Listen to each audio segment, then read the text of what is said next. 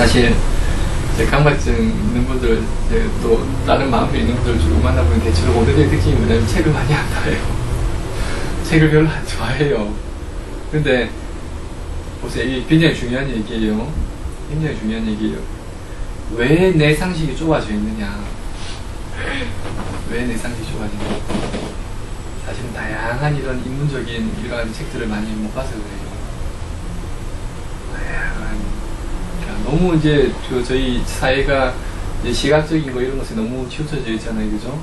그러다 보니까 책 읽으면은, 책은 영화나 드라마랑 달리 보다가 생각할 부분이 있으면 내가 잠시 중단하고 생각을 할 수가 있고, 그죠? 그 읽는 속도를 내가 또 조절할 수가 있고, 또 드라마나 영화처럼 아주 상대가 강렬하게 나를 잡아끄는 건 아니거든요. 내가 여기에 또 집중을 또 해야 되고, 그죠? 집중하는 과정에서 강박은 그거잖아요. 생각이 자꾸 끄달려가고 내가 내 중심을 못 잡는 거. 책을 읽어 나가면은 내가 책에 집중해야 되는 집중력도 생기게 되고, 그죠? 그 다음에 책을 통해서 다양한 나 이외의 다른 사람들 다양한 생각들을 내가 간접 체험하게 되거든요. 그죠?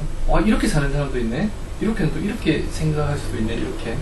그래서 책을 많이 읽어야, 그게 물론 동양고전, 저희 노노라든지 책은담 명심보감은 그 삶의 철학을 핵심적으로 가르쳐 주지만, 이렇게 단편 소설을 통해서는 이 삶의 다양한 모습들을 우리가 직접 볼 수 있잖아요.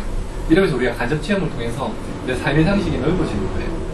내 삶의 상식이 넓어지면은, 내 이 좁은 삶의 상식에서 좀 넓은 삶의 상식을 가지게 되면은 보다 내 생각이 현실에 접근하게 되거든요. 이래 되면 나아지는 거예요. 그래서 중요해요, 책이. 엄청나게 중요한 작업이에요. 그래서 안 하면 안 돼요. 홈스터디 있죠. 사실 여기 오는 것도 물론 중요하지만 홈스터디 하는 건 더 중요해요. 하기 위해서 미리 소설 읽어보고, 그거 안 하면 어떻게 뭐가 주고 변할 거예요. 그렇죠.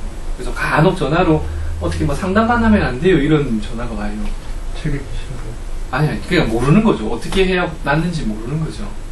그러니까 이렇게 어쩌다 한 번씩 좀 마음이 좀 불편할 텐데 그냥 불편할 때 가가지고 상담만 하면 안 돼요, 이렇게 전화가 와요.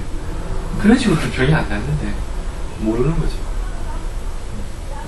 병을 어떻게 낫느냐? 내 상식이, 지금 분명한 것은 내 상식이 좀 현실을 벗어나 있는 상식이 막 떠오르는 거예요. 생각이. 그리고 때로는 그게 현실을 벗어나는 건지도 모르는 거예요. 그러니까 문제가 되는 거잖아요. 하지만 나한테서 일어나는 생각이, 이렇게 내 상식이 현실에 근거하고 있다면 나한테 떠오르는 상식도 현실에 근거한 생각이 떠오른다고.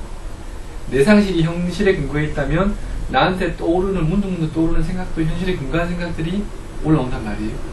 그래 되면 병이 나는 거죠. 낫기 과정에는 비현실의 생각들도 떠오르죠.